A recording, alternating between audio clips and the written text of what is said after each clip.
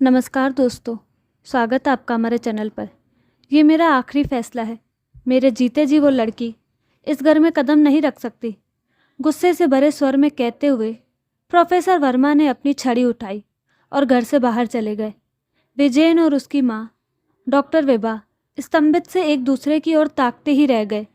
विजयन की आंखों की वेदना और उसके अहम को लगी चोट को माँ की आंखों ने तुरंत पढ़ लिया। धीमे से मुस्कुराकर बेटे के सिर पर हाथ फेरते हुए उन्होंने उसे सांत्वना दी। माँ का सहारा पाकर उसके मुख से आहत किंतु दृढ़ स्वर निकले। अम्मा, मैं और तन्वी बरसों से एक दूसरे को जानते और समझते हैं। पापा के झूठे आडंबर के लिए मैं अपनी चाहत, अपनी खुशी जिंदगी भर के लिए दांव पर नहीं लगा सकता। मैं तुझे समझ रही हूँ बेटे। बचपन से आज तक मैं समर्थ होते हुए भी तुम दोनों भाइयों के बेहतर भविष्य के लिए कई बार अपने ईगो के ताक पर रख चुकी हूँ। सही मूल्यों के लिए तुम्हारे पापा से बहुत बार लड़ाई की है, और आज जबकि तुम्हारी ज़िंदगी का अहम फैसला करना है तो भला मैं कैसे चुप रह सकती हूँ। माँ की बातों ने जैसे एक भरोसा दिया। उसे याद है बचपन में भी जब और जहाँ वो अनिर्णय की स्थिति में होता, माँ का आंचल उसे उभार लेता था। पापा ने भी अपने तरीके से उन पर मेहनत की ताकि हम कुछ बन जाए, मगर पता नहीं शुरू से ही उनकी ये प्रवृत्ति बनी रही कि पूरे परिवार में उनका वर्चस्व बना रहे। उनकी मर्जी के बिना एक पत्ता भी न खड़क सके। माँ पापा दोनों ने हमारे लिए अपनी जवानी, अपनी ज़िंदगी न्यौछावर कर दी, लेकिन पापा कितनी बड़ी महत्वाकांक्षा हमसे जोड़े हुए हैं। विजयन के जहन में अपने बचपन की सारी यादें ताज़े हो गई। अगले दिन जब वो तन्वी से मिला, उसकी हैरान परेशान हालत देखकर वो समझ गई कि माजरा क्या है। हंसकर बोली, मैं जानती हूँ सर ने तुम्हारे लिए बहुत ऊंचे सपने देखे होंगे। दरअसल मैं तुम्हारे काबिल हूँ भी नहीं। तुम कहाँ और मैं कहाँ।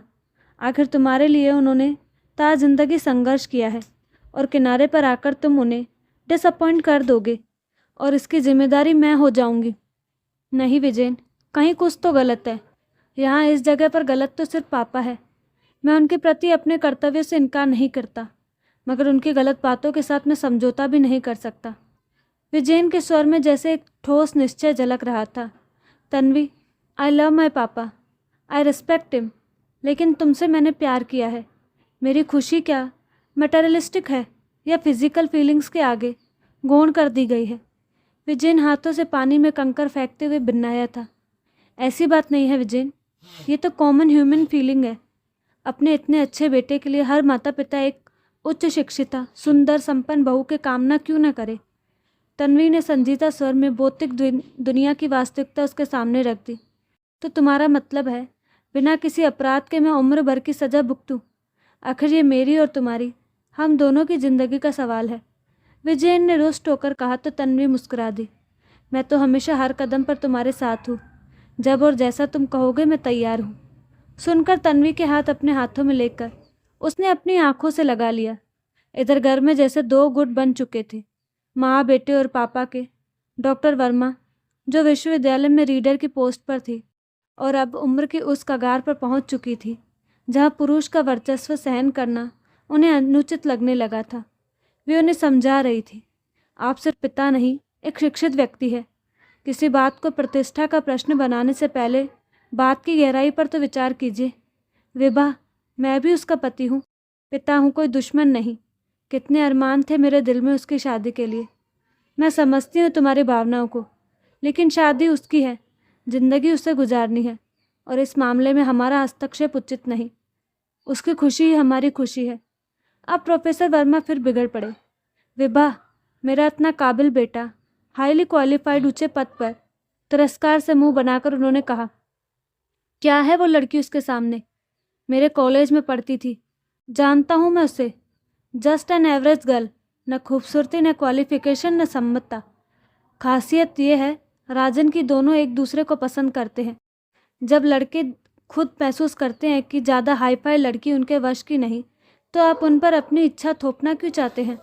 पड़ोस के सक्सेना जी के घर का हाल छुपा तो नहीं है तुमसे।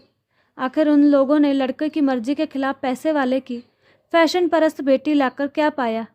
सोसाइटी में अपनी एक पहचान बनाने के शौक़ ने उनका सब कुछ ख़त्म कर दिया। लड़का शराब में डूबा रहता है, बहू आधी रात तक क्लब में रहती है। जिस घर में कभी हंसी और पूजा की घंटियाँ सुनाई देती थी, अब वहाँ आए दिन गाली और मिसेस सक्सेना की सिसकियाँ सुनाई देती है। मैं कहती हूँ राजन, अभी भी वक्त है, अपनी जिद छोड़ दो।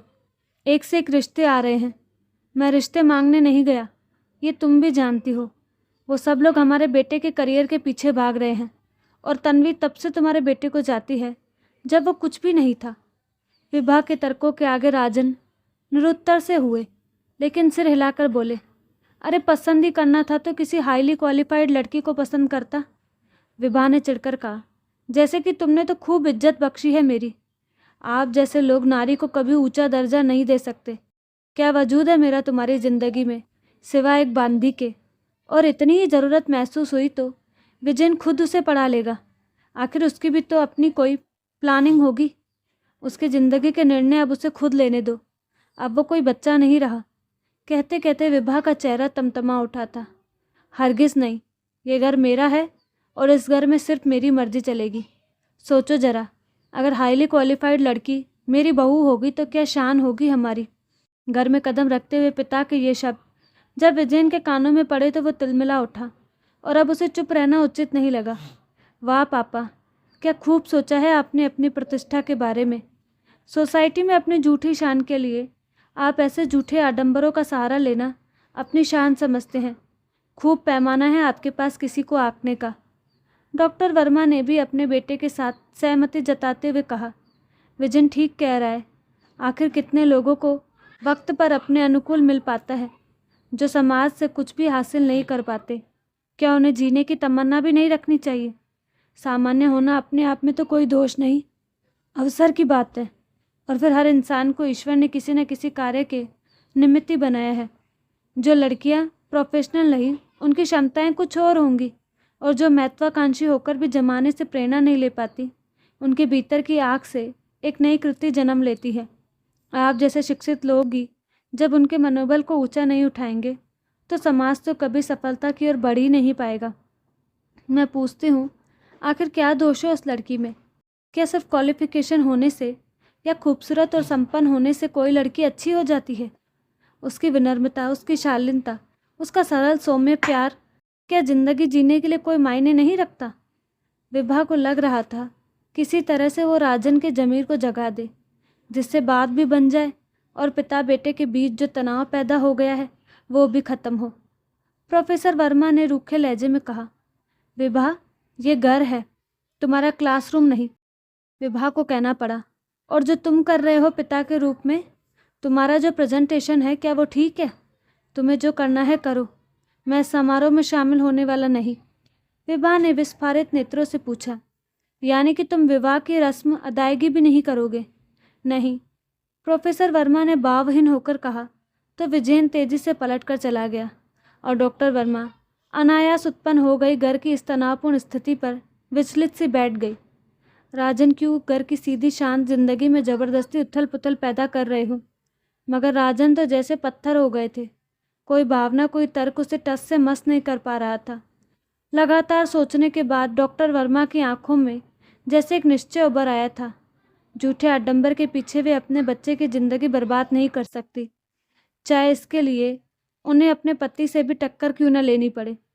उन्होंने दूसरे ही दिन सरकारी दफ्तरों के खुलते ही विजयन को रजिस्ट्रार के ऑफिस भेजकर शादी के लिए एक अर्जी देने का आदेश दिया और विजयन भरी भरी आंखों से ममता की इस मूर्ति की गोद में सिर रखकर बच्चों की तरह बिलक पड़ा।